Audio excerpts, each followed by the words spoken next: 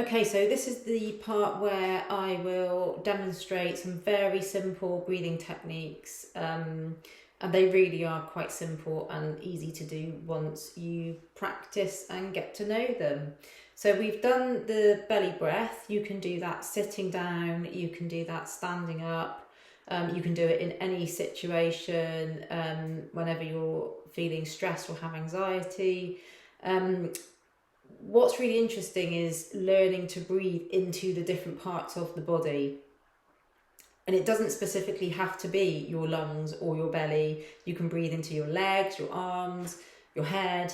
But for this demonstration, I'm just going to show you breathing into the lungs and the different parts of the lungs that you can breathe into. So when I first started doing Pilates, and the teacher told us to put our hands on the sides of our rib cage, so just like this. I'm struggling with this side because I've got a rotator cuff injury, so bear with me on that one. So just put the hands on the sides of the rib cage, and the ribs come down quite low, so I can feel the bottom part of my rib cage here. So if you put your hands here, and what you want to do is visualize and imagine your breath coming out to the sides. You want to feel the sides, and you want to push your hands outwards away from you. So just like this.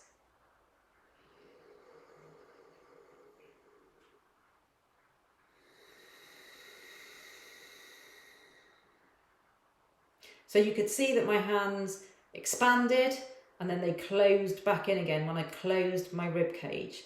So I'm actually looking inside my body, and I'm directing my breath into my hands, into the side. So let's do that again.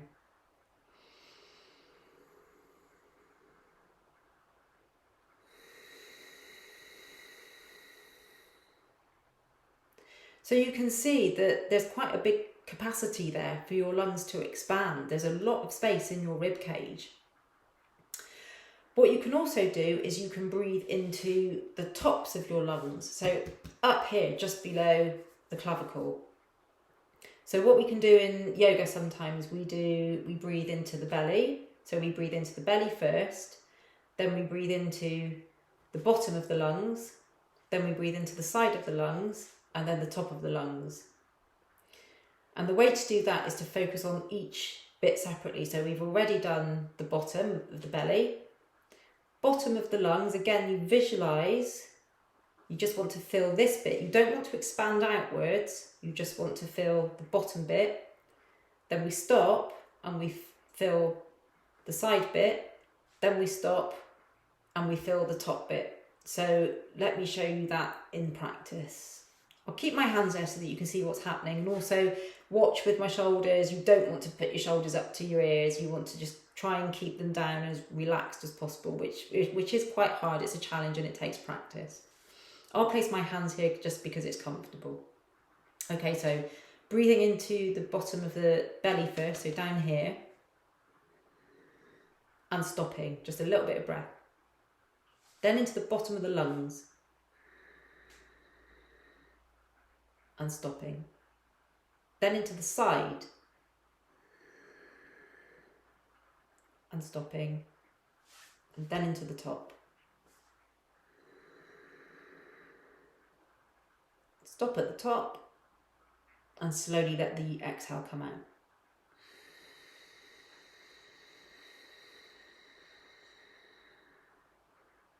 So you do the reverse. So you let the air out of the top first, below the clavicle, then you close down the side of the ribs, then close down the bottom, and then out of the bottom of the belly. It's quite a lot to think about. You've got to think about 4 things, and you've got to visualise the breath going in, and the breath not only coming into the bottom and out this way, but sideways as well. So it's a long breath, and it's a wide breath.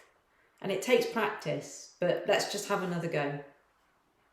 So we'll breathe into the bottom first, bottom of the lungs, side of the lungs, and the top. And then exhale.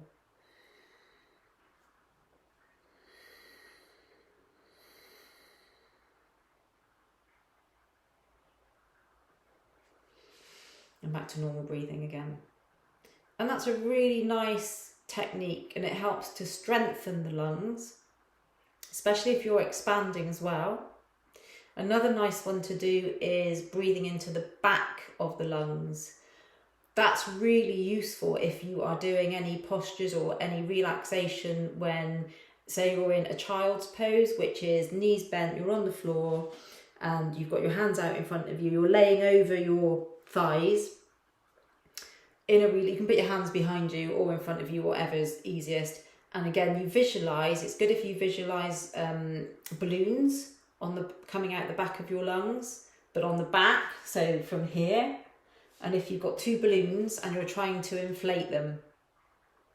And again, you just take a big breath in and a big breath out, and you'll breathe into the back of your lungs, because you think of your lungs are obviously 3D, so they've got, they're not just flat to here and they're not just in the front, they're in the back as well. So another technique that I like to use is 1 nostril breathing. I do that in yoga. I find that kind of wakes me up. It's quite difficult to do, and sometimes you visualize breathing just into the right lung, then into the left lung, depending on which nostril you're breathing through. There's plenty of resources available for breathing, and one that I picked up not that long ago is this little book here. And I picked this up in a supermarket, Lidl supermarket here in the UK, for a couple of pounds, and it's absolutely brilliant. It's called Breathwork, and it's quite thick. There's every type of breath you could think of in here, and I just mentioned the 1 nostril breathing. Here's what it looks like in the book. You can see that there's nice little drawings there. There's even a drawing here at the bottom in the position to sit in. You can also sit in a chair, and the steps labelled 1, 2, 3, 4 and 5 on how to hone the technique and do it correctly. It's an absolutely brilliant book, brilliant resource. I'm sure that you can go on YouTube and also check these styles of breathing. In the index, it's full of all the different types of breath.